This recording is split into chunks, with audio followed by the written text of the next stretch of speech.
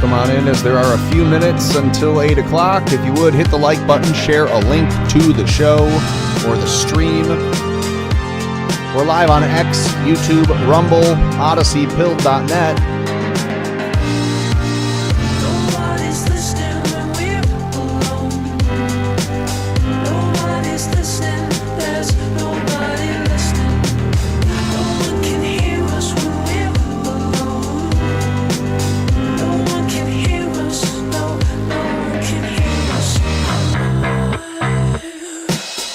Check, check.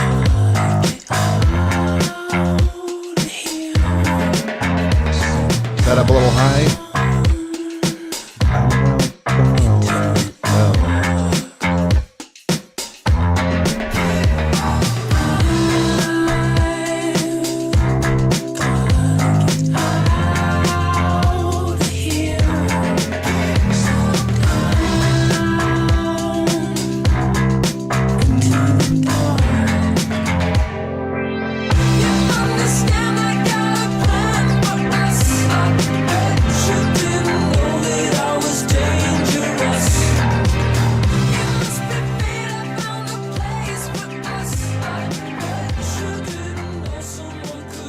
Welcome to the show.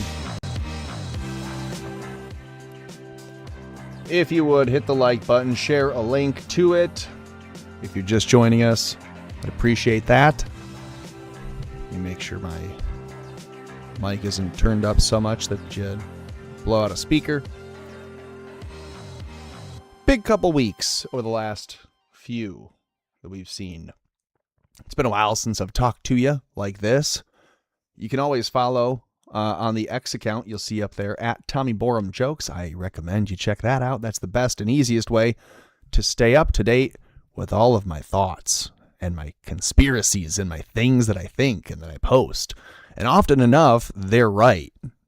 Often enough, you find out, even if it's 1 in 10, which it isn't, it's far higher than that, but I haven't run the numbers, but I have a good gut feeling on it. It's a little over half, maybe even over 2/3 of the posts, the things I predict that just come right, that come true, that are.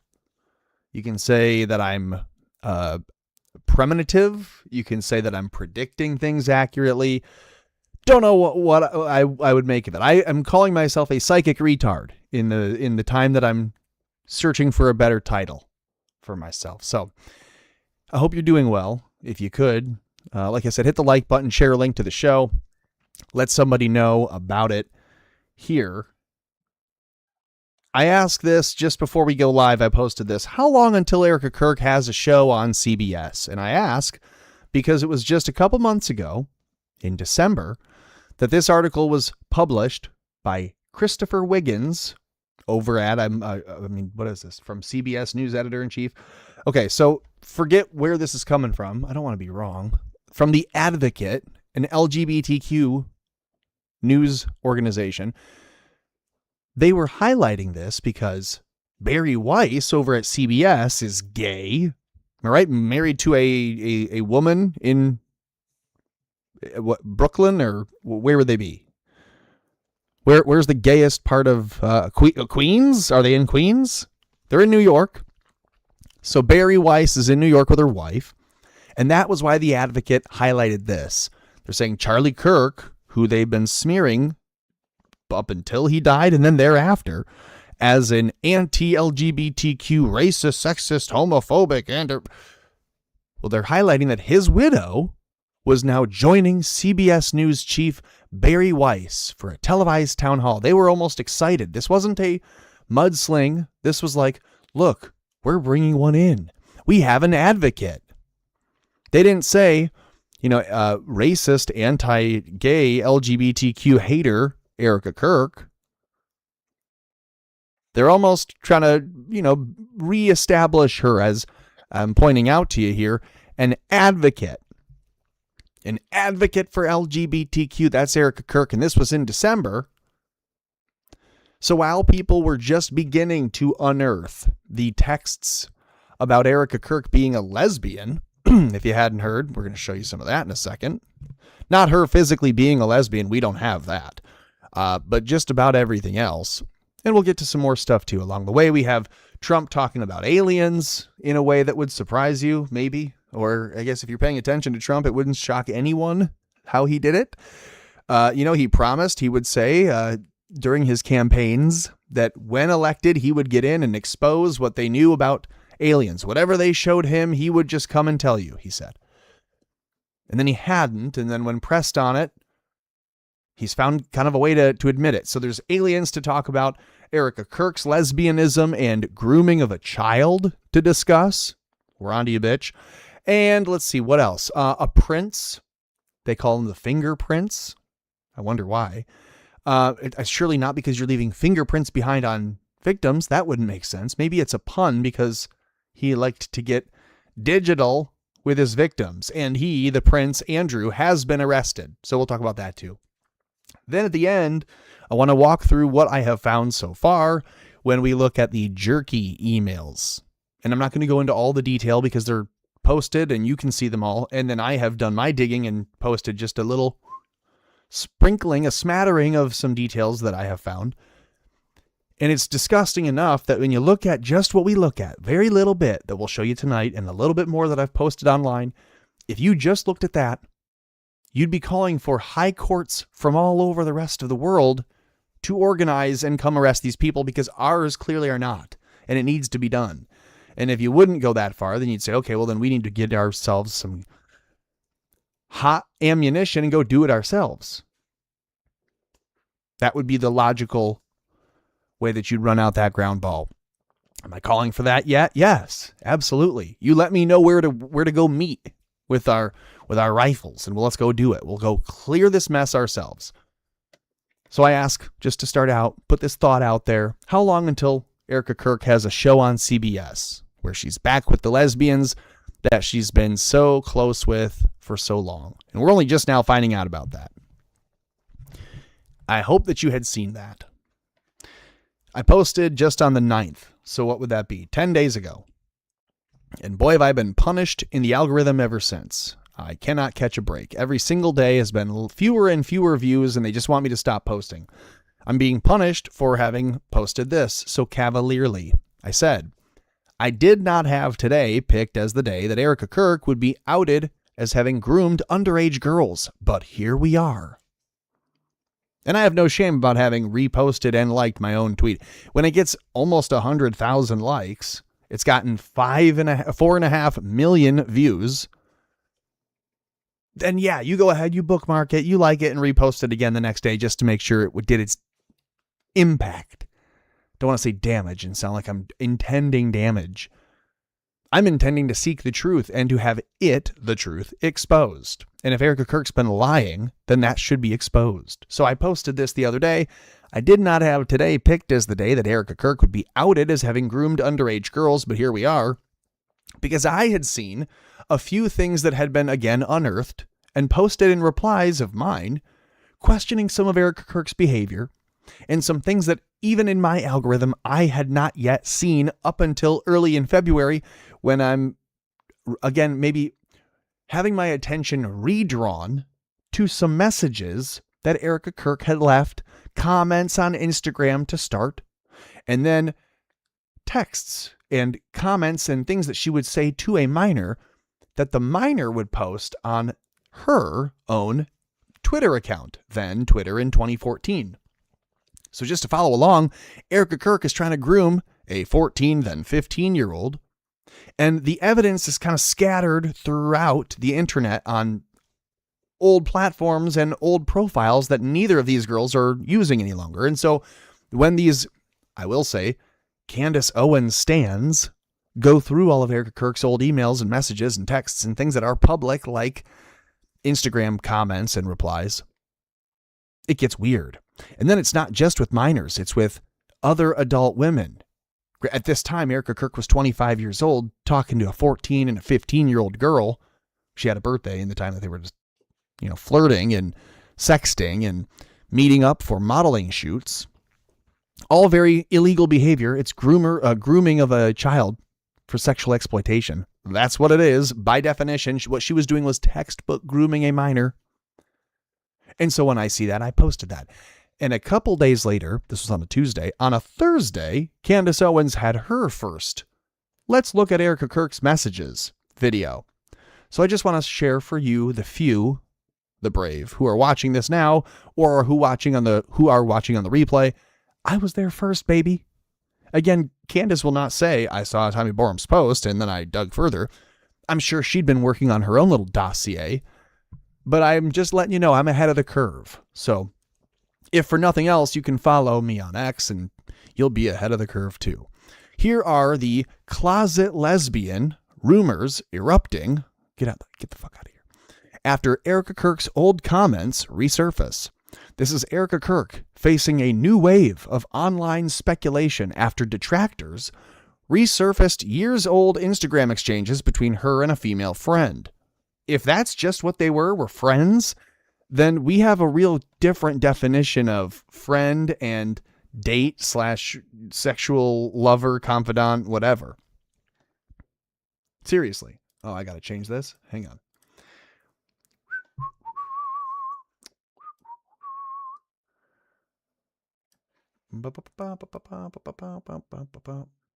There. I don't care. Doesn't have to be perfect. Just so you can see what's on the screen. That's what's important there. Apparently, at the time, the tone of her page was lighthearted and flirty, with friends frequently joking in the comments. It's only one of them. The most active commenter was Sydney Perry Stahl, founder of social media agency 30 and Madison. Kind of like Ashley Madison. Isn't that weird? Like maybe an agency that helps people sell their social media, but by helping each other kind of cling on and repost each other and create a little guild, a little cloud of people, a network that creates the appearance of organically being popular when in reality you're not, like TPUSA does in all the college campuses. Like it makes you look popular if 18 girls in sweatshirts that say America on it are all clapping and smiling in your pictures, right? So you'd want to be a part of that organization, right? So the first thing that TPUSA does on every college campus is go after the young girls who are conservative and then attractive. Those are the first people they get with. And I know because I interviewed in 2018 Jacqueline Brohl, who was on a local Michigan campus here and was a TPUSA whistleblower at the time. Just so we're all clear. So I fan of what he says, but you can look at Charlie Kirk and go, I have my questions.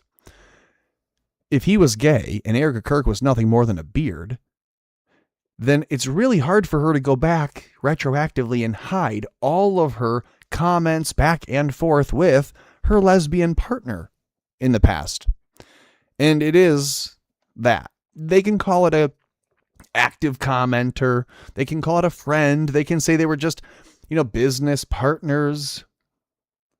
But this is way more than that. So let's look at a couple things. The Advocate, softening all of what is to come in the revelations of Erica Kirk being a lesbian by saying that first to the LGBTQ, hey, remember her? She's an advocate of ours. Don't forget. We like her. Don't forget it.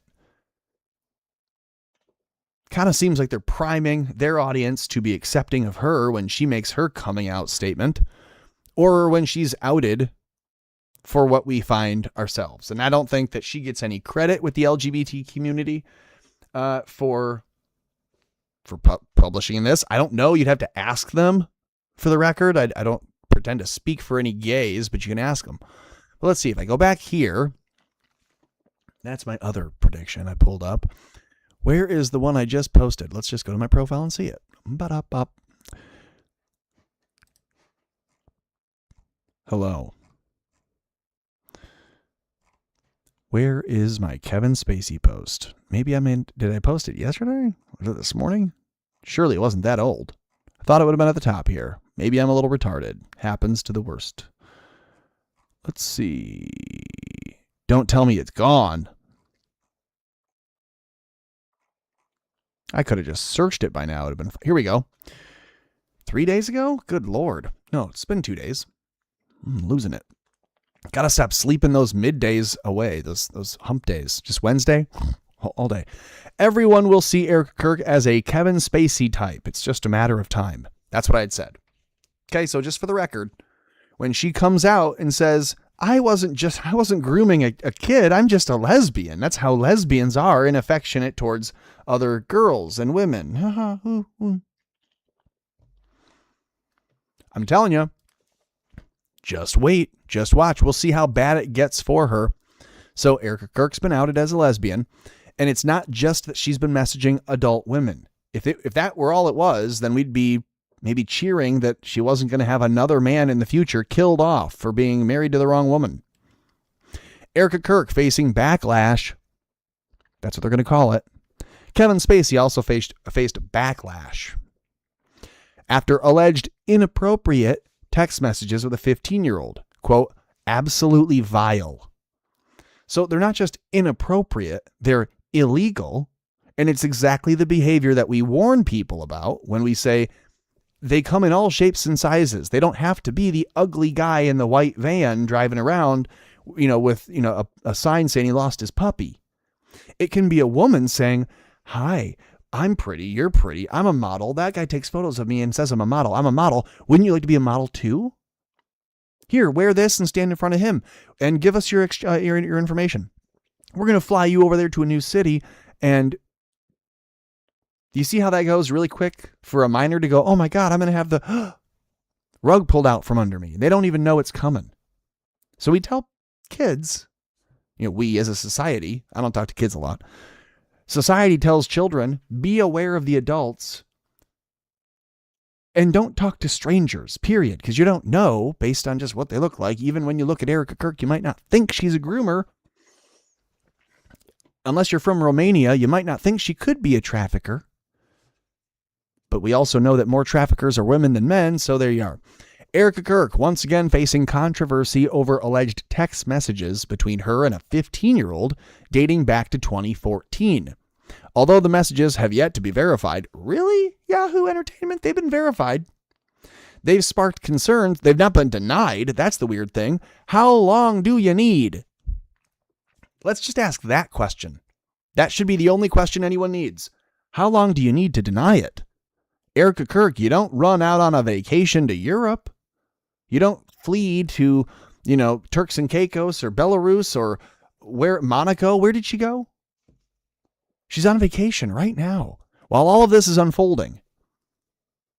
Hint, didn't bring the kids because double hint, they're not hers because they're not real, because you need to have a girl age blank and a boy age blank. And then you cast for those roles and you bring those kids in for the time that they will be taking photos with you at a bowling ring or bowling alley or whatever. And they stage a couple videos and they release them on Instagram. And that's how their fake family was published. And so it's very easy to now see with some of her social media history, Erica Kirk's been a lesbian. Part of the business strategy was to partner her, a pretty lipstick lesbian, with gay guys who don't want to be out. So they claim they're straight. They put up the fake face with the family and all, whether it's Elijah Schaefer or Benny Johnson or you name them, Charlie Kirk being another one of them. Get some test tube babies if you're really committed to it, or we'll just cast for the photos when we take them. And we will claim to live a very private, secure, and protected life. And so you never have to worry about not being seen with the kids you don't have. And so you don't worry too much until he's been murdered. And I show you the clip of Erica Kirk on Fox and Friends saying, yeah, he loved Saturdays. He loved to come to the house and I let my kids climb all over him. They knew him as daddy on those days. Those were his favorite. That's weird. You're explaining how you played a role on the weekends, that they maybe weren't his kids. It's all very strange. Some have condemned Erica Kirk's actions using strong words such as disgusting and criminal. Meanwhile, the mother of two, again, I'm calling bullshit on that. You gonna say you're not a lesbian? Fine. Prove it, and also prove that you have those two kids and that they're yours. You can't. You also can't prove that you're not ordering fish fillet, as you've seen. If you haven't seen, some of this isn't going to make sense. I don't have all of it pulled up on the screen for you. You're just going to have to be aware of pop culture, but what she ordered was the fish fillet. So Erica Kirk's in trouble. She's been nasty messaging with women and with young girls, and it's all very public. And here's the other point to make. What we have seen, obviously, is public because we've seen it. The messages that the girl posted on her public Twitter account saying, here's another text I got from Erica Kirk. Oh my gosh, LOL. And there's a list of them. That's public. But imagine what you don't know, right? Imagine what's not public. That could also be there following this pattern. And then ask yourself, is it wrong to ask? Is it wrong that people are questioning her? Is it backlash, or is it calls for investigation after serious allegations surface? Text messages, inappropriate grooming behavior of a minor from Erica Kirk. Why isn't that the headline? Worth pointing out. Here's the fish fillet comment. So I'm glad I at least did have this pulled up. Erica Kirk posting on her Instagram saying, what she order? Fish fillet. Yeah, I get it. It's a Kanye West lyric. Does it make sense for her to put as her caption on her Instagram post? She's announcing to the world that her pussy stinks, and she's proud of that. What woman sits like this? What woman? I don't know, because I don't know many. But what woman sits like that? None that I know. Sadly, I will admit the one that I married might have formerly sat like this. Ay. Oh, it was just a phase, they say. Well, it's a fucking red flag if I ever heard of one. If you tell me in the future that you used to date one of your friends, I'm out the door, baby. I'm not giving that a second chance ever again. You can't flip them all, Tommy. You can try, but okay, so the point is here, she's disgusting, and she's kind of happy about it. She's like, oh, look at me. No one will understand this. No one will see through this post. No one will get this weird, out of context hint. You know when you talk to somebody who's stupid, I probably give you this impression sometimes. People who don't know that they're dumb say things that they think are clever, and they think that maybe only some people will get, or they say something publicly and it's kind of like a coded language like this, and they think surely only the people who know will get it. Like only the people who are in the circle of trust will understand. Only the other gay lesbian chicks will get this. No, we all get it. We all understand what you're saying. You're not hiding that you're a dyke from anyone. What you're doing is advertising that you're a lesbian, and the comments confirm it because your partner, who you had a cat with, who you said, oh, I love when I'm petting the little fuzzball who fills me so much with love because I know that you pet the same fuzzball that fills you with so much love. Oh, I miss you. When can we cuddle together? And they're petting their little fuzzy balls on each other, and I'm sure are they themselves. Are they petting their buttons and their little kitten named Buttons? And it's all very gross, and they're publicly posting it, is my point. So don't have a cat with a girl named Buttons and then post in the comments about how you're at home petting your kitten, thinking of her. Hello? Do I have to spell it out? The bitch is gay. Where's the button? Where's the button for it? Oh, I have so many. Fuck. Where's the button for gay? I know I have one. Wait for it. God damn it. Where is it? Well, it's too late now. She's gay.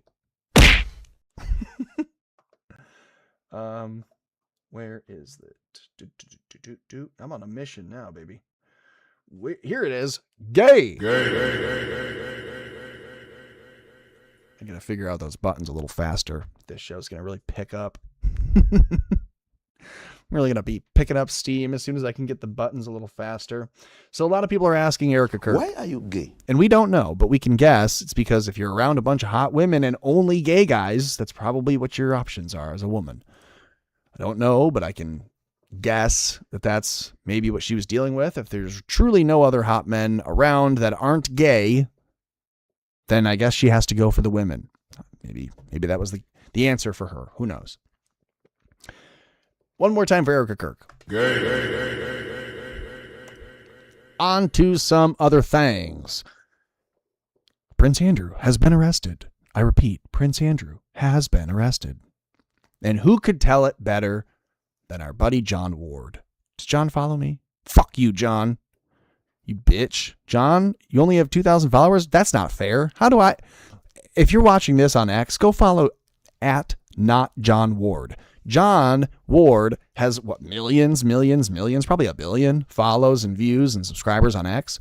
He should be very, very, very well known and popular. He should be your most favoritist creator on YouTube. And I don't say that lightly. Here's John Ward. The police have arrested Andrew Mountbatten Windsor. It's an extraordinary, extraordinary revelation. Andrew Albert Christian Edward Mountbatten Windsor, formerly styled as Prince Andrew, Duke of York, handsy antsy to his friends' fingerprints, to detectives, and simply to his victims, was arrested on February 19th, 2026, his 66th birthday. Hey there, Satan! On suspicion of, quote, misconduct in public office stemming from revelations in the recent Jeffrey Epstein files and related investigations. Specifically, it involves allegations that he shared confidential or sensitive government information with, oh hey, look at that, Jeffrey Epstein! During his time as the UK's Special Representative for International Trade and Investment from 2001 to 2011. Police statements do not mention direct sexual offense charges in the arrest, though broader Epstein-related crimes, including past civil allegations of sexual assault, which he has denied, have been part of the surrounding scandal and prompted reviews. Misconduct in public office is a serious offense in the UK, carrying a maximum sentence of life in prison, making it nearly as serious a crime as posting the truth on social media or possessing pork products in Londistan. Prince Andrew, who is no longer a prince nor the Duke of York, as he was stripped of his royal titles, styles, and honors in October of 2025 due to ongoing controversy surrounding his association with Epstein, is the younger brother of King Charles III, the uncle of future King William, and the Eskimo brother of Harry Markle. As the second son of the late Queen Elizabeth and Prince Philip, he was previously second in line to the throne at birth. Unfortunately, he now holds the same royal position as a turnip being shoved up a capybara's anus. The arrest occurred on February 19th, 2026 at approximately 8 o'clock Greenwich Mean Time at a property on the Sandringham estate in eastern England. Andrew's current residence, called Wood Farm, which translated to American means boner collector. He remains in police custody as of the latest reports. Police are conducting searches at addresses in Berkshire and Norfolk, including his former residence, Royal Lodge in Windsor. This marks the first arrest of a senior British royal in nearly 400 years. His brother, King Charles, expressed, quote, deepest concern and stated... That's so funny. It's not done. I just wanted to point that out. It's been 400 years since a royal has been arrested. A British royal has been arrested. But he's breaking the records, baby. He's broken the mold. It hadn't been done for over 400 years, but Andrew Mountbatten Windsor's done it. Give him a record. Give him a trophy. Give him a plaque. Give him a ribbon to himself. Award was the answer, not anything else. Not wishing any kind of ill will on people. Would never want them to do anything bad to themselves. Live updates. I just think that's funny that he's going to say, we wish him the best. It's your brother. I'm sure that anything you tell the court, they'll do. I wish him well. 400 years. His brother, King Charles, expressed, quote, deepest concern and stated that, quote, the law must take its course, with the royal family offering full cooperation. The investigation follows years of scrutiny over Andrew's ties to Epstein, including a prior civil settlement in 2022 with accuser Virginia Giuffre, in which he did not admit liability. He has not been formally charged at this time, but remains in custody while inquiries continue.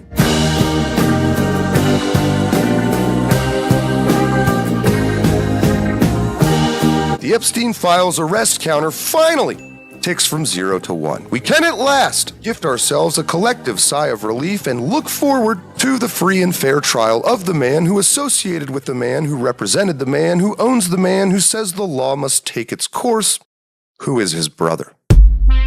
That's it for today. I'm John Ward, and until next time, remember, you're a world champion. Don't let your memes be dreams. So there you have that. you have the question being asked by Newsweek writers, could ex-Prince Andrew be sentenced to life after arrest? Here's what we know. And essentially the headline is very grabby. They say, sharing state secrets is an offense that carries a maximum sentence of life in prison. So he won't get that. It's possible, but only in the way that it's possible on paper. It's like the goalpost they'll never reach with his sentencing. They might give him probation and a term of house arrest for a few months and then say, and he's also no longer welcome in society. But that'll be it. It'll be ostracization. It won't be a big deal. Here's the other piece that they'd had. Is it going to be listed here? Could Andrew get a life sentence? They say technically yes, but the reality is no. If you have any discernment at all, you'd imagine that he'll have to make statements about or against other people if he wants to save himself, or would that be the opposite? If he shuts his mouth, does he stay alive? What's the outcome for him? Is he going to have a Jeffrey Epstein outcome where they fake his death and make him leave his life forever? And that's what you're seeing on his face right there. What do we see in here? What do you see in that man's face? Is that fear? Is that frustration? Is that anger? Is he just ready to go home? This is him leaving the jail. He's been arrested. He's been processed. He's now back in his clothes. A nice knit sweater. Leaned back in the chair. What is he thinking about? What is that look of shock? And people have pointed it out that he looks like a shocked rabbit. He looks like a scared rodent. But that's just his face. He can't help that. Here this says from Town and Country. Quickly now. King Charles and Prince Andrew have never really been brothers in arms. Oh, really? They haven't? I'm sorry. They're not brothers? I was under the impression that they were brothers, but you're telling me that they're not really all that close. Really, they're not that great of friends. Charles doesn't like Andrew, actually. Well, okay, all of the family dynamics and who's father and who's fathered the children and all those things aside, if they are brothers, and there's really no one living a life quite like the two of them, then they share maybe more in common than typical brothers do. And I'm just going to guess this. One knows more about the other than the other can ever afford to have become public. So if they don't love each other, they certainly have a codependent relationship. And so it's so strange to see this headline. King Charles and Prince Andrew have never really been brothers in arms. Are we about to see one guy fold on the other? Are we going to see the King, Charles, fold on his brother, the prince? The former prince? Throw him to the wolves, like you heard him say, the law must, run its course, as you behind the scenes pull every string and make sure that it's all theatrically staged out. This is like the chaff that the airplane tosses to get the ground-based missiles to miss or to hit. You know what I'm saying? This is the shit they throw out. They're jettisoning a prince so that we hit the prince and we do not hit them. And who are they? Well, they're the ones that are not named yet. As soon as it was outed that Prince Andrew was one of the people Epstein was conspiring with, the rest of the friends of Epstein doubled down and tripled down to make sure that their names were protected and that Andrew was the only one that people knew about. And you heard for years, since Epstein became a family, a household name, not a family household name, but a household name, you've heard that the prince was one of the guys, but you don't know who all the other ones are. And I know it's because the other ones are making sure you don't know who they are by focusing the attention on people who've already been outed. And so wouldn't the king want you to know? I mean, listen, if it's the king and his brother doing this kind of stuff, but his brother's kind of let's say it. The brother was the never to be king. Okay. The brother is like the also ran in the family. So the king goes and does what the king gets to do. and has his fun, and no one would ever even know about it because they're discreet. But the prince is sloppy and less discreet and kind of maybe more boastful. He's not the king. He has less to lose, and I'm just a prince after all. He knows he's not going to get the crown, and so he makes a little bit more of his aristocratic lifestyle. Instead of just doing all the designer drugs and living a high life, he has to go and do it the debaucherous way, kind of like off the books, off of the, protected bubble way, and go dirt dicking with Epstein. Like they do all of this themselves, but he had to go and overextend himself and become busted. And so they're going to hang him out for it. That's what this looks like. Everybody involved, so they're just going to hang out the one who's sloppy enough to have been busted. And they're going to say to us, the public, we can't believe that Epstein was up to all of that no good, and we really can't believe that the prince sometimes joined him on 1 or 2 occasions, maybe. Because those are the ones you know about. Like with the Erica Kirk texts, you go, well, what if we just know about what we've seen, and there's a whole lot more we don't know about because we haven't seen it yet, and that she's far more guilty than we even know right now? Is that more likely than we have totally seen everything and there's nothing more to see here? Yeah. In fact, we know for sure it is 100% more likely that there's way more we don't know about that makes her guilty of sin than it is that she's been completely uncovered and that everything there ever was to be seen has been. That makes more sense to me. So apply that same thing here. The king saying, we've never really been all that close, makes me think, what the hell's the king been up to? You know what I would never have to do? Explain away if one of my siblings did something inhuman and unimaginable. I would never have to come out and say, just so you know, it doesn't run in the family. We didn't do that, all of us. That was not all of what we did. You get it? However, if one of my siblings is busted having an ice cream cone at about 8:30 right before they go to bed, and they say, sorry, I'm having a treat, and you go, who the hell calls it you having a treat before you go to bed? Then I'd have to come out and say, yeah, actually, sorry, my whole family grew up doing that. In fact, it's like it's 8:30 right now. I'm missing my treat time.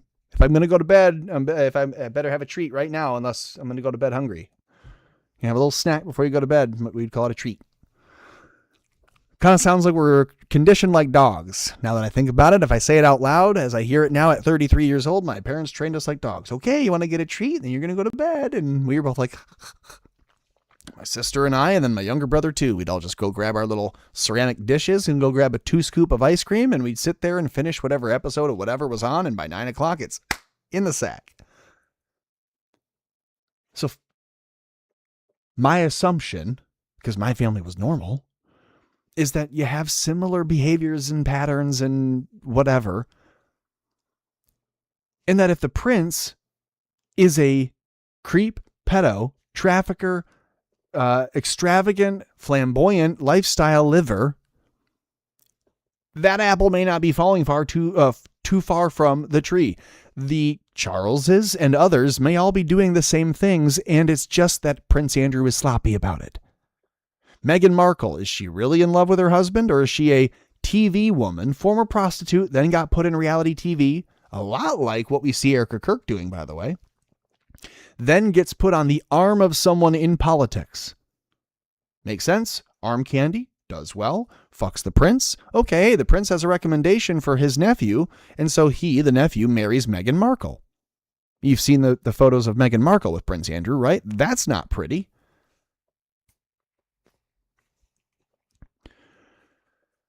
In fact, just so you know, Markle, Prince Andrew. Let's see. Ba-da-da-bow, ba-da-ba-bow, ba-da-da-bow. Oh, you're going to hide it? Are we going to play Where's Waldo? Meghan Markle was a prostitute, and she took a photo with Andrew. Of course, Google's not going to show me prostitute Markle. I could just go to Milo's page and find it.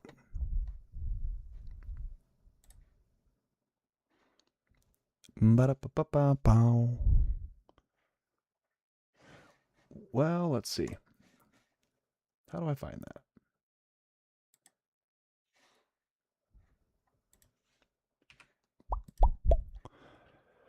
How are you doing? You doing all right? Hit the like button, share a link to the show, subscribe, comment. You can follow at Tommy Borum Jokes on X. Recommend you do. It helps me out. And it would help you stay, like I showed you before, kind of in front of all these things. So as you see them, all right, here we go. You'll be informed. Now I'm on Milo's media posts page. Milo, yeah, But smart guy. All right, let's see. Bing, bong, boom. Where is it? It's not that old. Does he post this much media? Holy shit. Knock it the fuck off. Okay, fine. We're just going to go to Milo's page. Was it a repost?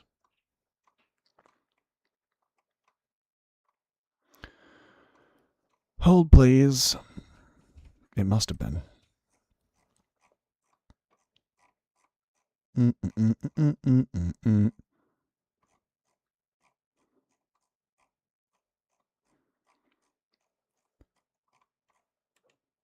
Scrolling.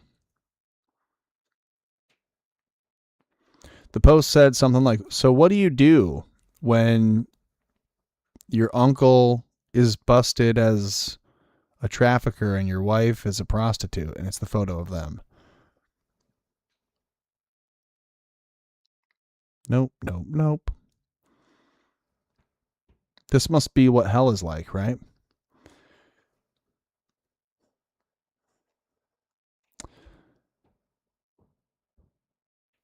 I think it's gone. Unreal. I have vertigo. Okay, well, let's see. You know what? Let's try something. Let's try doing this. Let's go Prince Andrew, Meghan Markle. Is it Markle? Meghan Markle? Ba-da-ba-dum, ba-da-dum, ba-da-da-da-dum. Nigga, I don't even know what the fuck. All right, well, you know what? This is another reason why we have a serious problem with the X search function. It's broke. But you know what's not broke? The owner of this yacht. Because that's a nice yacht. Who would that be? In this photo, we see Jeffrey Epstein's girlfriend, Karina Shuliak. Karina Shuliak.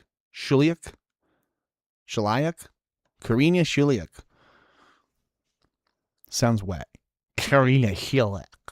And then Meghan Markle right here. Okay? Just so that we understand. Epstein's 10-year girlfriend right here, the dentist. Get to that. With Meghan Markle. But again, I'm sure that the whole family isn't just totally doing all the same thing. I'm sure that they don't just have a bunch of predators needing cover girls as their girlfriend. They need a model to be not just a cover girl on the cover of a magazine or of an ad, but they need them to run cover. So, hey, be my girlfriend. You get to come to all the events. You get to raise your, you elevate your status. People will now see you and they'll be like, ooh, who's that? What are you wearing? Oh, who was that photographed with him? Oh.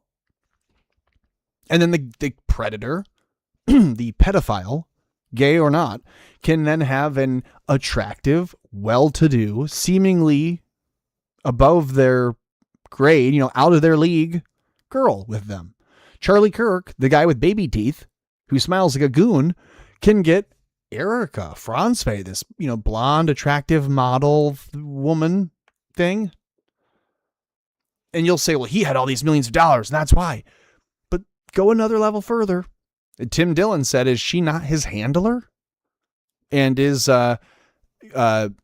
Alexis Wilkins not the handler for Kash Patel? Are all these people not managed and handled and covered for by these women? They pick the gay guy who they need to control, and they put a nice, shiny, bright-smiled woman in front of the camera so that people think that they are actually straight. That's how this worked out for him. Do you remember Fergie? That was his wife, after all, right? Sarah Ferguson. Ferguson, a definition. And she, let's see, was married to whom? Oh, to Prince Andrew. That's right. Sarah Ferguson was married to Prince Andrew from 86 to 96. They still live together.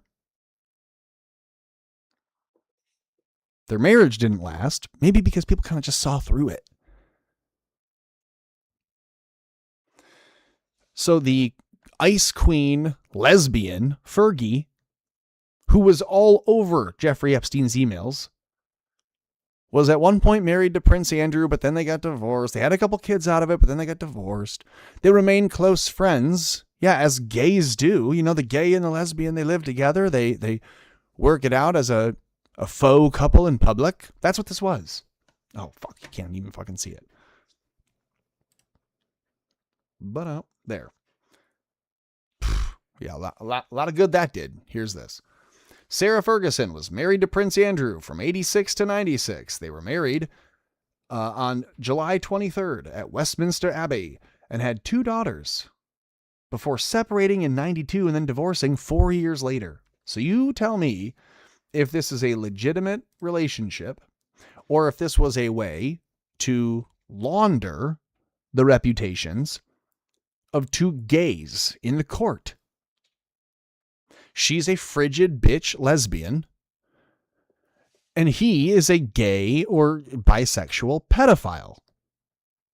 He likes really young or just over pubescent age teenage girls. He's like an hebophile. And I don't know if she's much different. I think she might also be into young teenage girls. Is it any wonder why maybe that they chose? I mean, I'm just saying if these are test tube babies that they would have 2 daughters instead of 2 sons.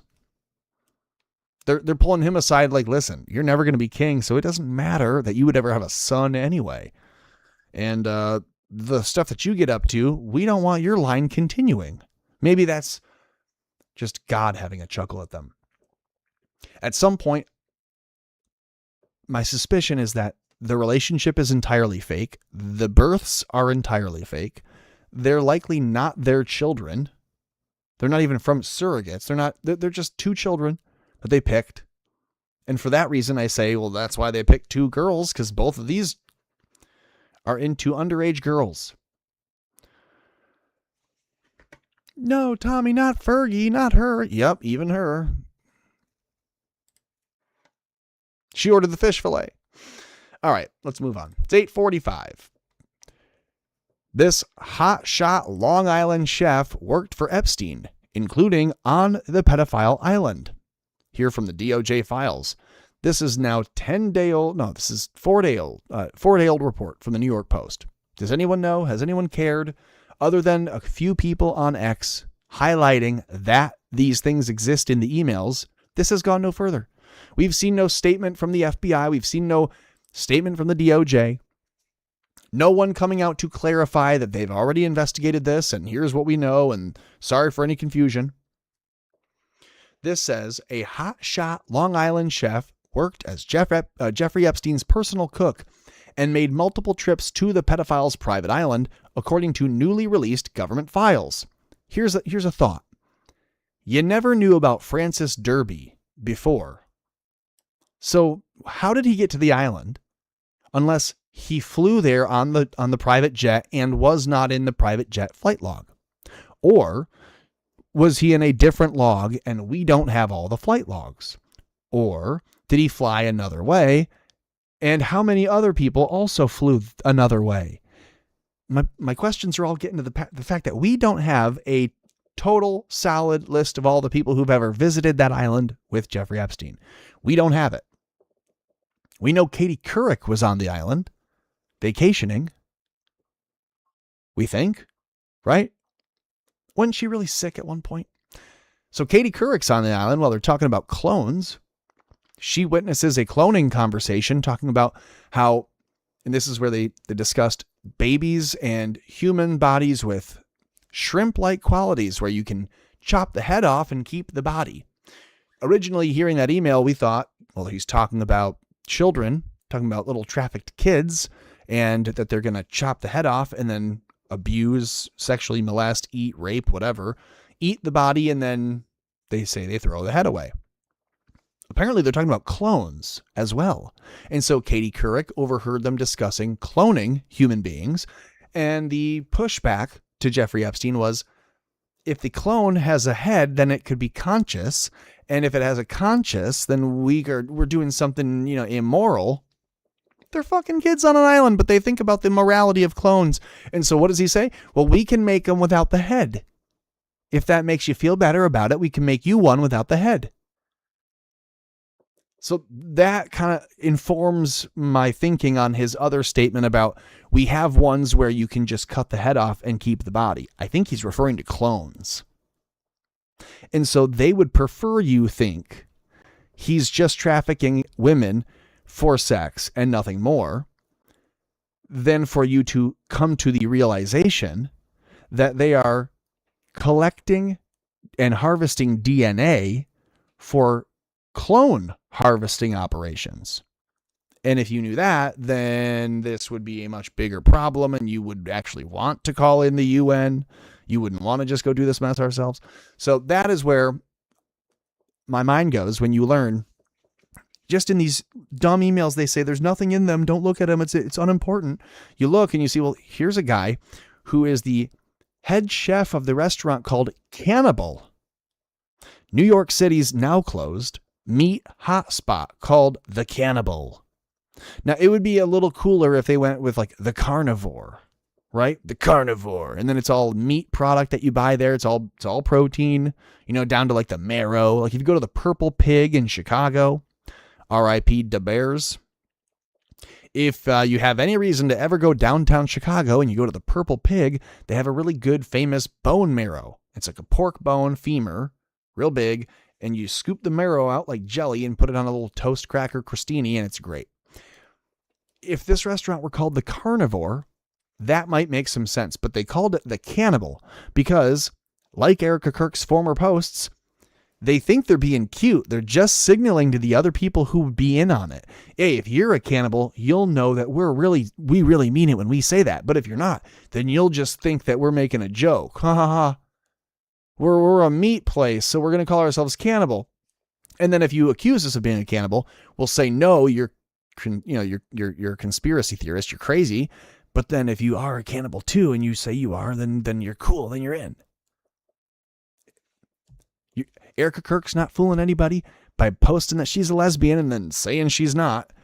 And this is not fooling anybody to have a restaurant called The Cannibal where you only serve beef and steak in particular, but that the head chef there has a really great jerky recipe. And so Jeffrey Epstein puts this idea together. Hey, this guy that loves to work with all kinds of meats, and he's in New York City, so he's probably seen his fair share of people bringing in animals and other things, trying to sell a restaurant a carcass. The Chinese restaurants will take them. So he thinks to himself, I like this guy. I like how he cooks steak. I like how he knows about meat. I know like how he understands cooking with raw beef and how to safely eat raw beef. These chefs, they get really into it. So he probably talks to him tableside. And after speaking to the chef for a while, and the chef says, oh yeah, actually you can eat it that rare. You should, you can totally eat it in the middle of the steak is raw. That's okay because it hasn't touched oxygen, all these other things. Maybe Jeffrey goes, let's bring him to the island. Let's bring him over to the house, have him do dinner, and we'll hire him for a party maybe first. And then he'll be exposed to some really high profile people. He'll be kind of smitten. He'll be kind of wooed. And then we'll bring him in and we'll bring him out to the island eventually. So Derby then becomes a very good friend of Epstein's. Okay, this is important. This is the Derby guy who has the best jerky recipe. And if you're Jeffrey Epstein, you're thinking, he makes jerky out of beef. What else could he jerky? What else could he jerky? In the Caribbean, they jerk chicken. A little different. But maybe he could make jerky out of pork or long pork. So he comes to the island. And at some point, he begins to make a bunch of jerky with Jeffrey Epstein. People have pointed out that this may be because Jeffrey Epstein was going to go on a carnivore diet, or he was trying to do some fasting. And there are emails talking about him being on an exclusive jerky diet. Maybe he was trying to lose weight or reset a thyroid issue or whatever. He had some strange dietary self-imposed restrictions. Nothing that looks like it would be a requirement for his health, but all things like, oh no, Jeffrey doesn't eat this, he only eats that. He will eat those, he doesn't eat these anymore. That kind of shit. Coupled with, hey, Jeffrey only has 6 bags of jerky left, and so blah, blah, blah, blah, blah. Now he's out, he gave you the last bit, he's pissed off, he's all hungry for jerky. And to me, it sounds like an addict. It sounds like someone who's out of their stash. And so I just highlighted this the other day, and I thought it might deserve some more traction, some more eyes. I had found this email, and it took me down a rabbit hole.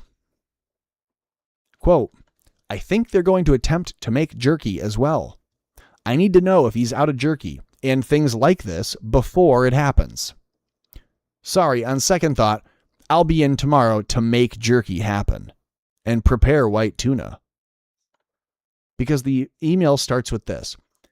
Hey, guys, how do we deal with the frozen white tuna? Apparently someone's got white tuna in a freezer. They want to know how to deal with it. Maybe they're on the island and they're saying, hey guys, what do you want us to do with this fish? But they don't ask, what do you want us to do with this fish? The leftover fish from your party. They say, how do we deal with the frozen white tuna? Deal with it suggests you can't just throw it away. And if it's fish, we'll just put it in a bag and toss it in the garbage.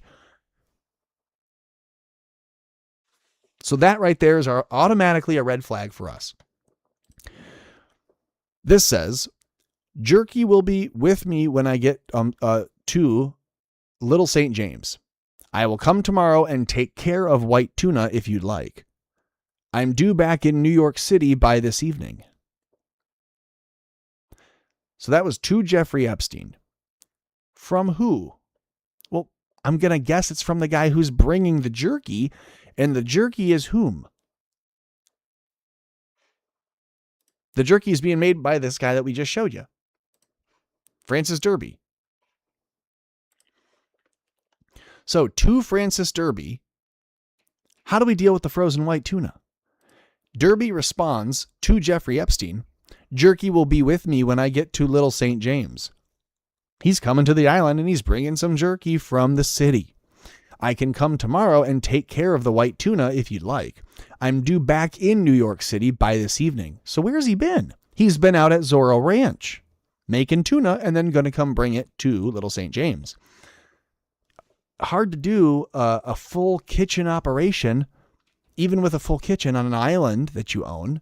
It'd be easier to professionally prepare the tuna or the jerky at your place at the Zorro Ranch and then bring it when you fly private. No security. You can go through yourself with your bag and you bring on your 6 or your 10 or your 12 pound bags of tuna or jerky or whatever you're calling it to the island. And he's saying, I can come through New York because I'm coming there myself anyways. I can come by and get the white tuna. Then another email from we don't know who to we don't know who, CCing 2 other addresses we don't know who. Jeffrey Epstein is on the island and has the tuna with him. I repeat, he has the tuna. Jeffrey Epstein is on the island and he has the tuna. If anyone wants to tell you that they're just talking about food, you can go ahead and tell them to get fucked because that's retarded. And no one should believe that. No serious person could believe that. They're just talking about jerky. They're just talking about a specific white tuna. I doubt it. I really doubt it. Hey, how do we deal with this white tuna in the freezer? How do we deal with the frozen white tuna? I'll be coming through later with that special jerky that we have, and if you'd like, I can pick up the tuna also then. Hey, no, actually you don't need to. Jeffrey Epstein is on the island. He has the tuna. If you can let blank or blank, and I'm assuming this is JoJo, one of his staff, or the wife, know what to do with the tuna, that would be great. So Jeffrey is on the island, and he has the tuna with him. If you can let some other two people know what to do with the tuna, that'd be great. Blank is still on the ranch. The last blank here, that is this guy, right? That's the guy making the tuna, or the jerky.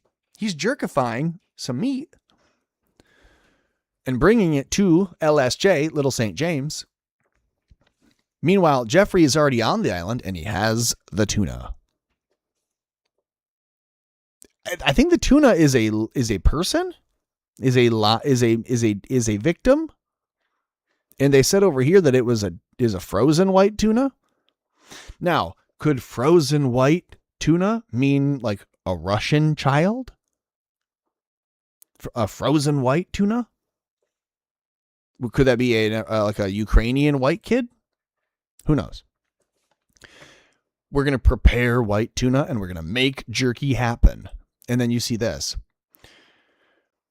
Got it. Sent so-and-so an email. I think they're going to attempt to make jerky as well. Meaning out of the white tuna. How do you deal with the white tuna? Jeffrey has the white tuna on the island. Tell so-and-so who are on the island to deal with the white tuna. I think they are going to attempt to make jerky as well. You can't make jerky out of tuna. So what are we talking about? I haven't gotten any emails till today about any of this, and now it seems to be too late. I need to know if he's out of jerky and things like this before it happens. I would rather come in and make more on a day off than be so far away that it's not possible to fix things that are wrong. It's actually easier that way. So he's saying it's easier as the head chef of a big restaurant in New York to, with no notice, call off and take a day to make a whole new batch of jerky for Jeffrey Epstein to maintain his diet than it is to be so far away when Jeffrey Epstein runs out of jerky because he's sharing it or eating too much of it or whatever. Hard to be a dealer and not get high on your own supply, right, Jeff? And so you're thinking, that's probably too much reading into one post about jerky, but I don't think it's enough reading in. Here's Steve Hansen. There's a new name. Steve Hansen is a restaurateur, owner, and a friend of Jeffrey Epstein's and a visitor to the island. Steve Hansen, imagine you're Jeffrey Epstein, you're sitting there next to Steve Hansen on a beach, and you're talking about how it is that you do what you do. And part of what makes me superhuman and limitless, like you saw the movie Limitless, well, it's just like me. And here's how I do it. And part of it is they're eating people. And Steve says, what about Kuru? What about prions disease? What about all these things that the cannibals get? And he goes, no, we do it a special way. We do it a real different way. It's real cool. And then he opens his cooler. And instead of a heart for transplant, he pulls out jerky. And Steve Hansen is a little apprehensive, so Jeffrey Epstein starts just giving him meth mouth, a gnaw on that child's ass. He's eating a person, again, hypothetically, and then Steve Hansen says, I got to try this. What is this? He eats it. Then Jeffrey tells him, oh, it's people. And so then this little story unfolds. Steve Hansen, I believe, was so excited and so smitten, right? Like you ever find what's a good metaphor? What's a good analogy for this? I don't want to say drug, and I don't want to say it's like a young boy learning that he can masturbate. It's just like, it's like the world is forever changed for that boy's eyes have been ripped wide open. It's like finding a new high, because that's really what I think it is. I think Steve Hansen sat on the beach and and was convinced by his friend who owns this private island, who seems so protected and well off, and he could learn a thing or two from Jeff. He's there. He's ready. He probably already fucked a kid or two. And so now he's really in deep. And now he wants to know the secret to the sauce. And Jeff tells him. And so Steve goes, all right, well, I've already come this far. I'm already going to hell. I might as well eat someone. So he starts eating some beef jerky, trying to understand it all. And now we're here. Okay. I've given you the completely Hollywood version, characterized epilogue or prologue. Now here it is. Steve Hansen got so high on Jeff's special jerky that he felt queasy. And Jeff had sent Steve home with the last of the special jerky that he'd even had on hand on the island to be tested in a lab. Because I suspect that one of the things Jeff Epstein was seeking out Steve Hansen for is that because he was a restaurateur and had been introduced to him by Francis Derby as someone who may be also open to our little clique and our little club, I think he sought him out because he had access to food testing equipment / the labs that you would need as an individual without giving yourself away and without maybe having everyone in intelligence know exactly what you're up to. This would be a great way for Jeffrey Epstein to take some ownership of his little operation and begin to do some fact finding on his own. So it's not just that he's open to some cannibalism ritualistically, but that he's open to it for some other kind of benefit he thinks he gets out of it. And he thinks he gets a benefit out of becoming a cannibal exclusively, where he's only eating this diet of jerky. And now let this be as crazy as you want it to. I don't care. It sounds insane. Does he then go, okay, I want to test this jerky that I'm eating. I clearly feel some benefit from it, but I want to know exactly what it is that we're doing. And he doesn't want to go to a CIA lab because he wants this to also be weaponized, not just for, himself, but he also wants to get something additional out of it. It's not just that he's going to get this shit tested, but he's also going to own another guy, a big restaurateur, a big name in the business, because he can now lord this over him. Hey, Steve, remember that little favor you did for me? Well, if I go, then you're in trouble, right? So everyone who ever works with Jeffrey Epstein becomes a piece of his armor that he wears. And now people like Steve Hansen have to defend against any accusation that ever would go Jeffrey Epstein's way for fear that they also get outed. If Steve Hansen ate human flesh on a beach and took some of the human flesh home with him to be analyzed, Jeffrey Epstein explains. He says, we talked about this on the ranch. Why isn't it done? Let's back up a bit. Maybe I need to take you through it all if you didn't read it. So Jeffrey Epstein emails Steve Hansen asking, hope you're feeling better. This is completely insincere. Did we get the analyzed jerky back? Yes or no? That's what he wants to know. This is where the punctuation is. This is where the focus is. This is where the intent is. So Jeffrey Epstein emails Steve Hansen and says, hope you're feeling better. Did we analyze the jerky? Steve responds, for real, my dog got into my bag. I think he said, I did prior. For real, my dog got into my bag when I returned. Ate the jerky. Francis is making another 6 ounces, which is what they need, so that I can send it off. Feeling better, thanks. Actually did a half-mile run today, which I'll take for now. How's the island, Jeff? And Jeff is like, you fucking faggot. I hate you so much.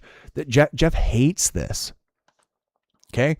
Jeff emails and says, yeah, I know you were sick. You were saying you were really sick. I saw you lost your shit. You can't fucking handle yourself. But I sent you home with jerky. You promised you were going to analyze it. Did you analyze the jerky? And this retard, again, says, my dog got into my bag and ate it when I got home. Bullshit. It's like you got sent home with just enough of the new drug to take back to your guy to get it tested. And the guy giving you the drug told you when he gave it to you at the ranch. Okay, so imagine this. Whether you're at the beach or at the ranch, whatever, you're meeting with Jeffrey Epstein. He's giving you this little drug, this treat, this human flesh, this jerky. It's got special powers. It makes you feel amazing, like Limitless. And he eats it.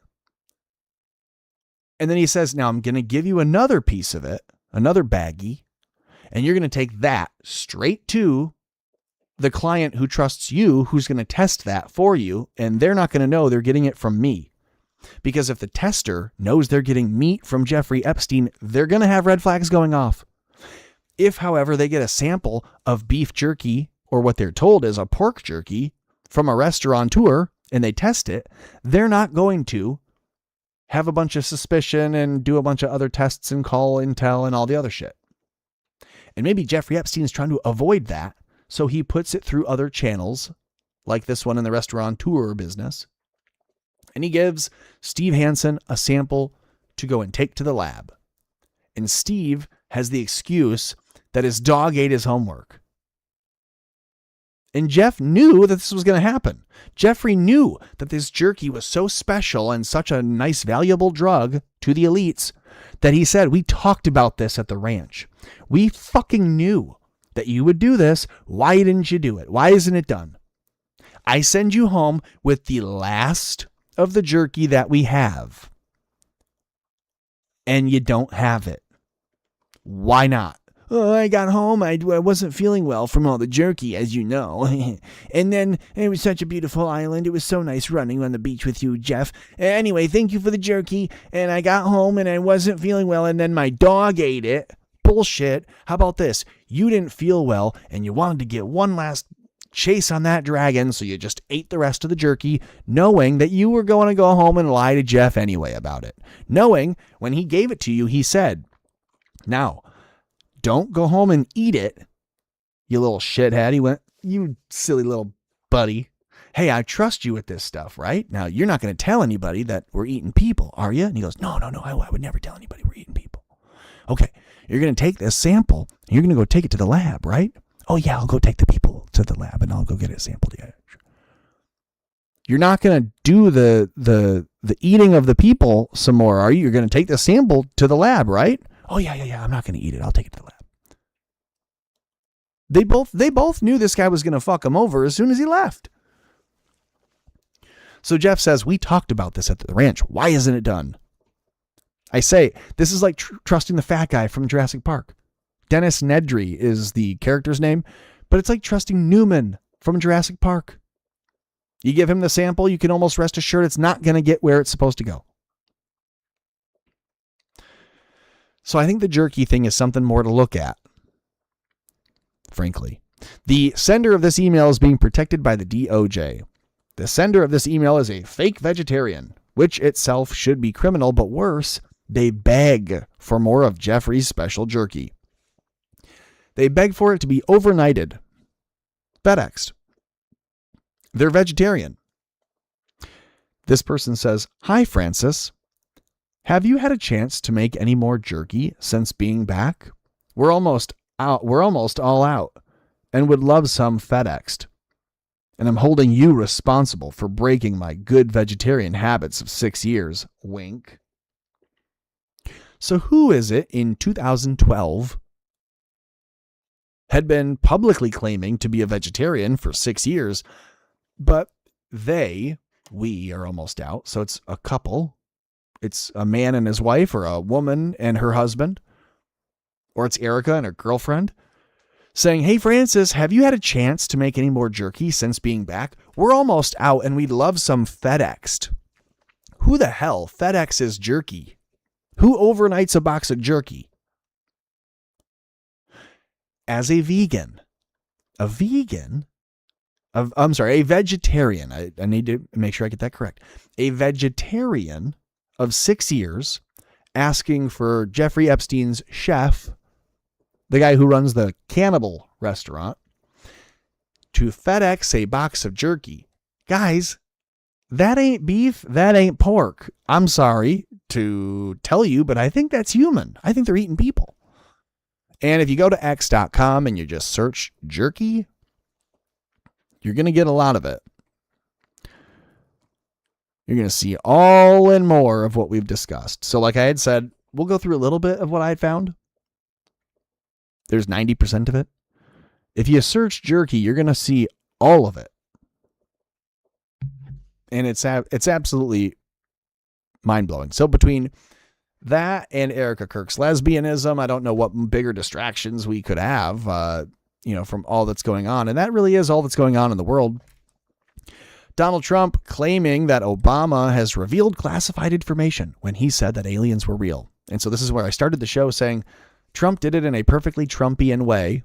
He promised that when he was elected, he would come out and tell you what they had to show him for the alien file. He said, yeah, well, they're going to come and show me the file they have on the aliens. And then I'll come and tell you what they told me. And he asks Peter Doocy, do you believe them, Peter? Do you believe in them? They say they're real, but do you believe in them? Maybe we'll just hear this. If it'll play.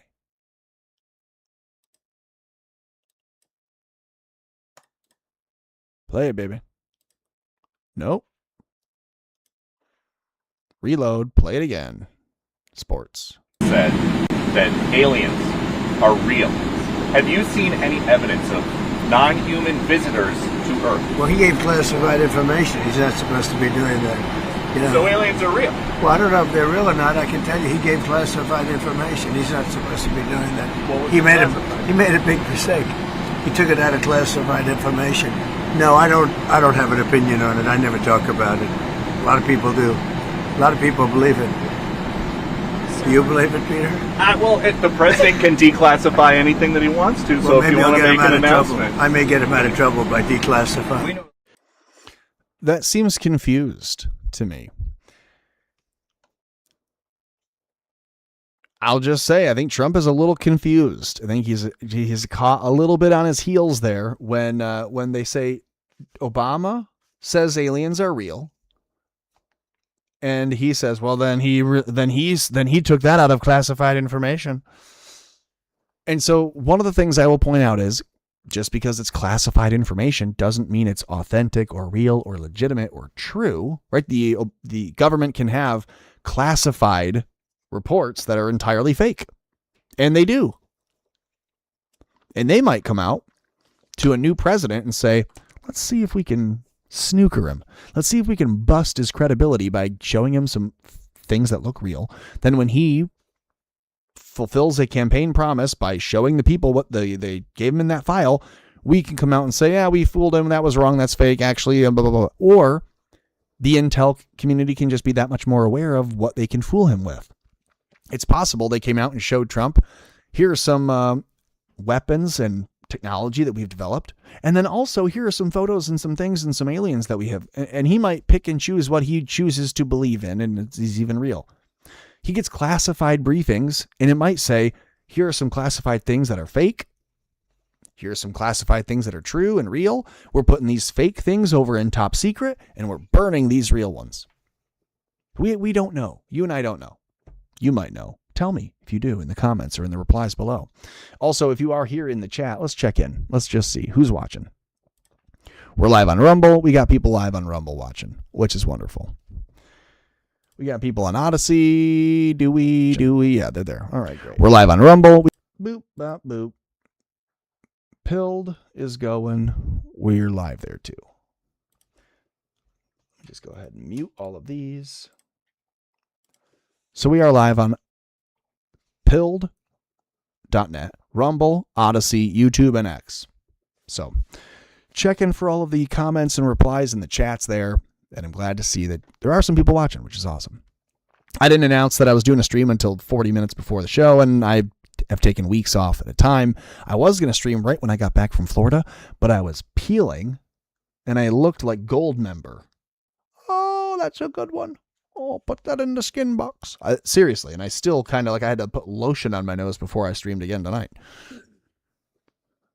Look at me. So, okay, Trump telling you Obama released classified information by saying aliens are real. Because it's a classified thing that the president is told And then Trump kind of gives this whole, do you believe it? Do you believe it, Peter?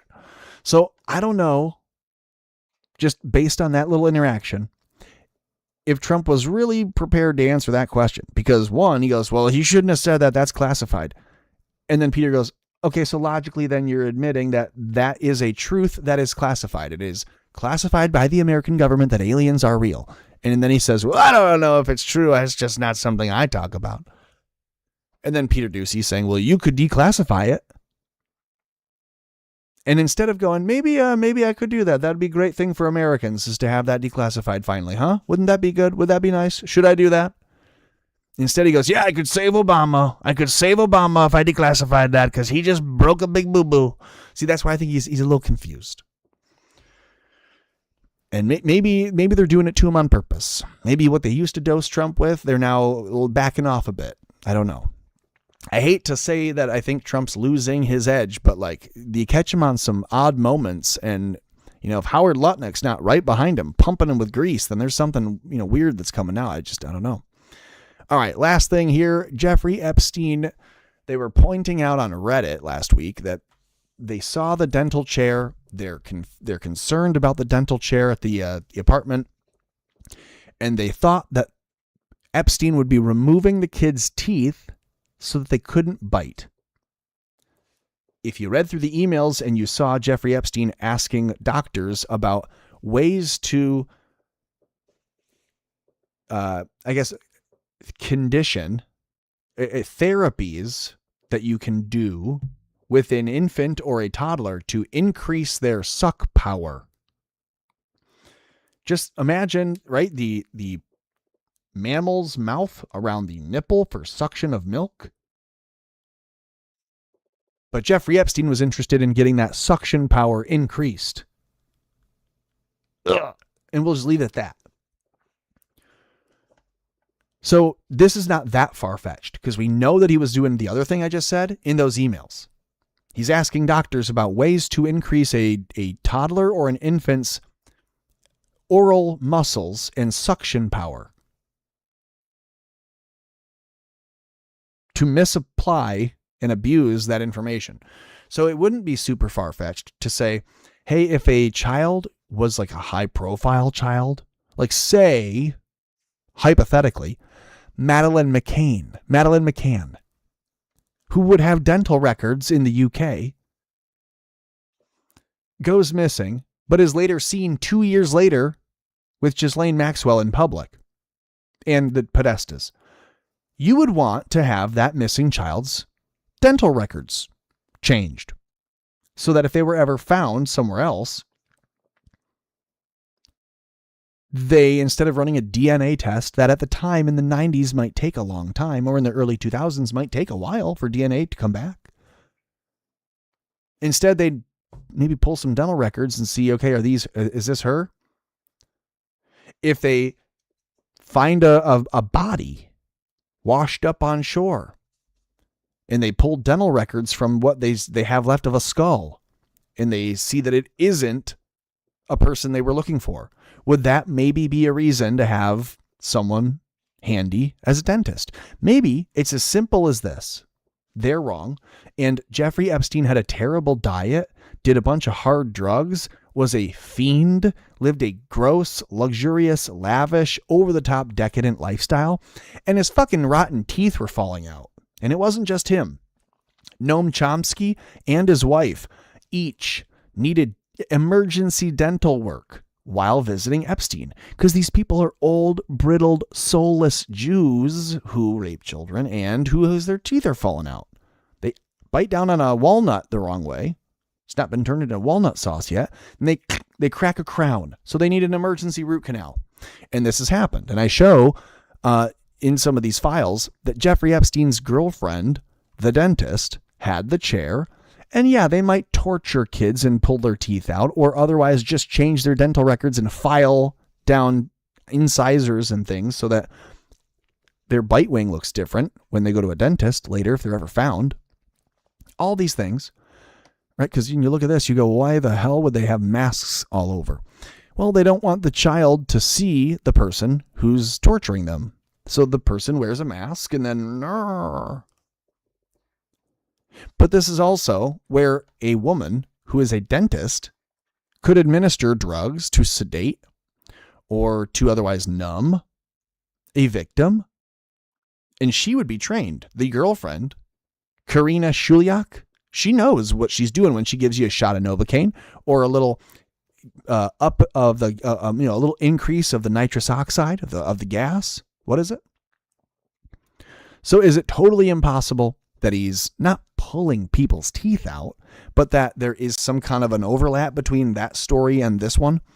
That they have girls coming to the island, that in this email, there's a blocked out name. One girl says, yeah, the doctor looked at her mouth. She needs a lot of work. Wherever you found this girl, she's coming from a bad place and she needs a lot of work.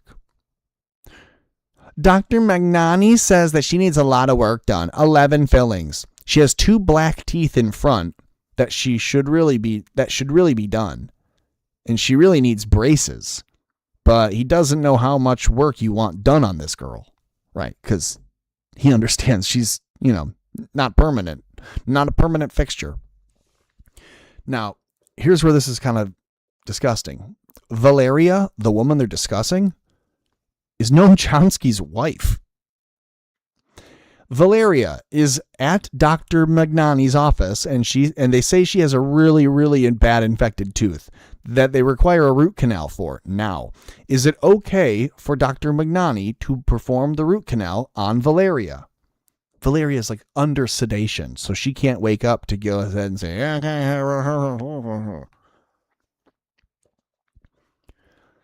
Dr. Magnani says she needs 11 fillings, 2 black teeth in the front that really should be done, root canaled.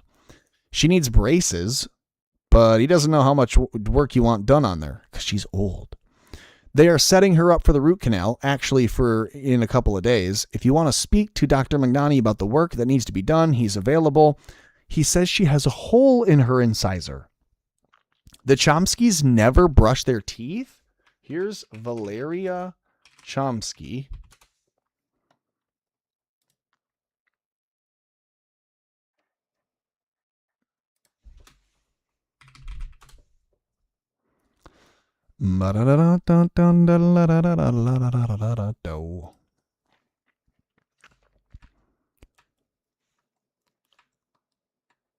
Oh my.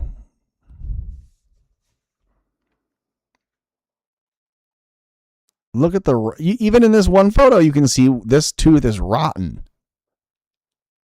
Oh, and this one here has some like calculus or tartar on the front built up. It's all gray and like beige teeth, and then the only white in her smile is the tartar and the calculus. That's disgusting. I want to call my mom, dental hygienist. I want to call my mom and be like, Mom, look at her teeth. Oh my God. Mom, here's a patient you would never want. Here's Valeria Wasserman Chomsky. Wasserman's a popular name too. Remember, the Olympic lady is Wasserman. Probably not related to Debbie Wasserman Schultz, but Valeria Wasserman Chomsky was busting all kinds of teeth out. So Jeffrey Epstein was paying for the Chomskys to have their dental work done. The Chomskys also were fighting with Jeffrey Epstein to get their money back. Noam Chomsky thought that giving all of his money and his estates and his control, of all of his money would be good. Giving all of his finances to Jeffrey Epstein would make, them explode. He saw what Jeffrey Epstein was able to do for other people, and he wanted it for him.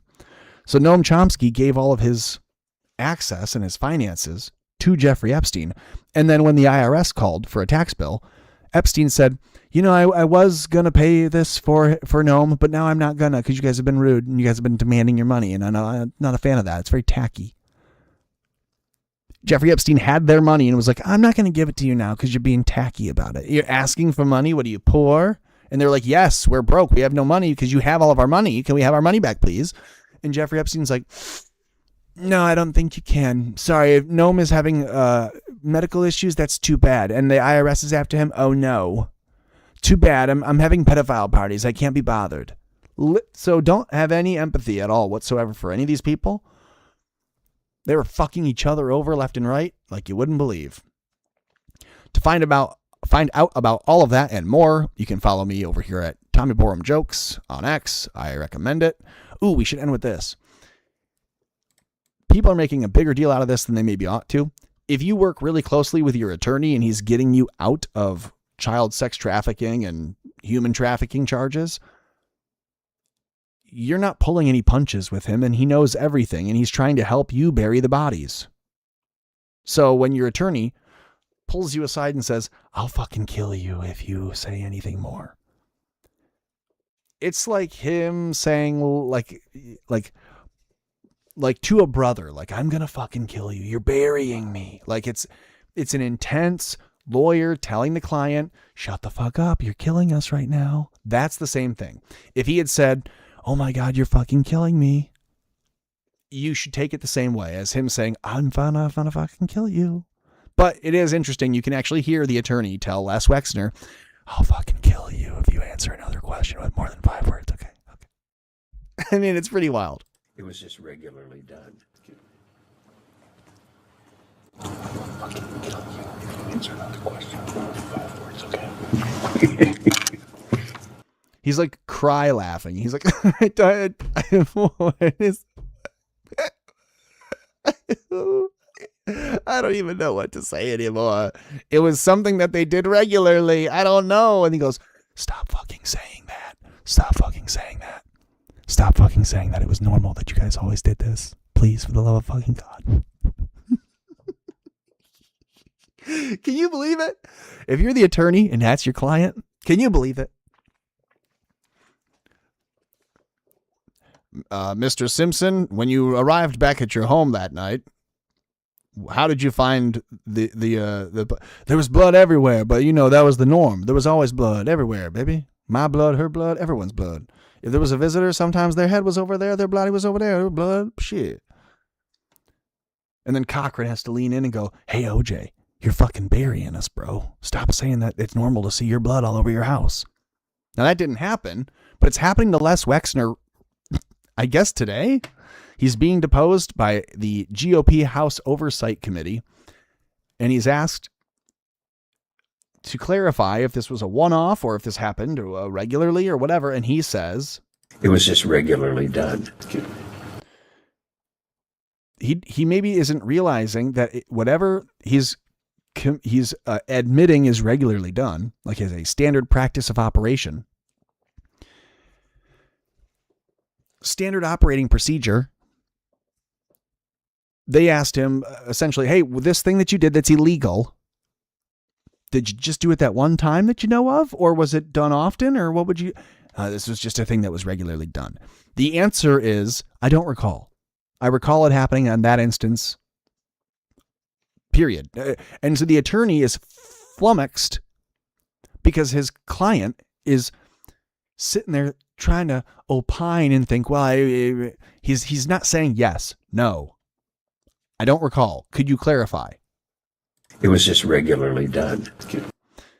It was just regularly done. So whatever it wasn't a one-off, and you were aware of it happening regularly. It was a standard operating procedure. And so the client is now in trouble, and the attorney has to lean in and say, fucking stop it, you're burying us. It was just regularly done.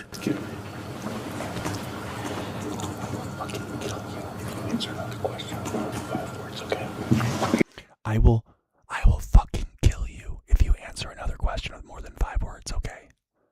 God damn. How you guys like that? Should I do some ASMR later? Later after the stream, I might do some ASMR. I will fucking kill you if you answer another question with more than 5 words, okay? I could be an attorney. If all attorneys are mob bosses, I could be one.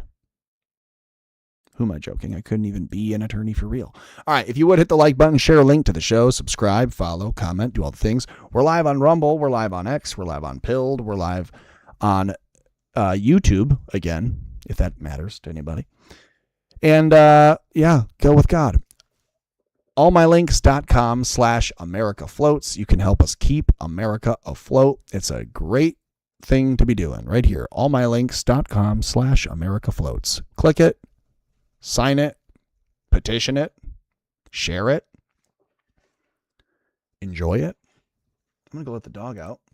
walk her around. It's now over 55 degrees, and so people are happy. Let's see if this will work today. Bop, bop, bop. Play it. Rip it. I fell in love with you. Later. We fell in love with you. Guys like us just don't follow the fucking sky, you know?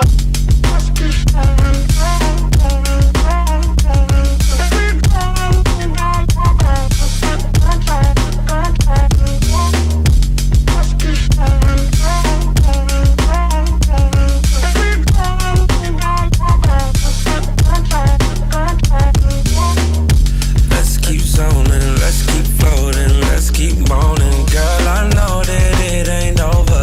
In the morning, you'll be running back to me. I was broken, I am frozen, now you're glowing. This is more than just a moment. In the morning, you'll be running. This is shit that make rap niggas mad. Them think they cool niggas mad. Bad bitches more bad. You should've bought her more ass. Jella at, tell me where we at. I put nerves on the map. Now this Urkel in your bitch. Did I do that?